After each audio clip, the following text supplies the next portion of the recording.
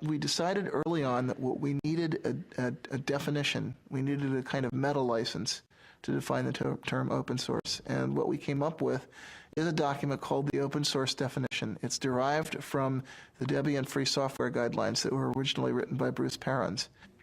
I had written the original draft of that, discussed it for a month with the Debian developers. Debian is a Linux distribution, and made it their project policy. And Eric and I decided to relabel what we'd written for Debian as the open source definition, and to say open source is software that gives you a list of 9 rights, which is in the open source definition. The first right is free redistribution. This doesn't mean free as in no price, it means liberty. You have to be free to redistribute your software to someone else, and actually no price is a side effect. You can charge for that redistribution or not. It has to come with source code so that someone can maintain a program. If they go from a PC to a Mac, for example, they can change the software.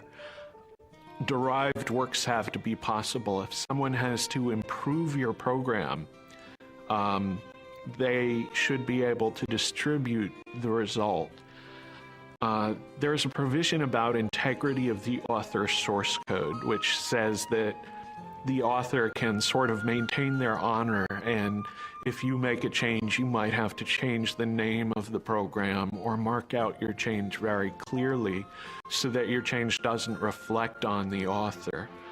There's no discrimination against people or groups. The example I usually use is you can't stop an abortion clinic or an anti-abortion activist from using the software. There's no discrimination against fields of endeavor, and that means the software has to be usable in a business as well as in a school. The license has to be distributable. In other words, I have to be able to give that license to someone, and that license then should work if that someone gives it to yet a third person. The license can't be specific to a product. In other words, if I distribute my software on a Red Hat system, the license can't say you can't distribute this on a SUSE or a Debian system. The license can't contaminate other software. So if I distribute this on a CD with another program, it can't say that other program must be free, otherwise you can't distribute my software. And then the only other part of the open source definition is a list of licenses that were accepted.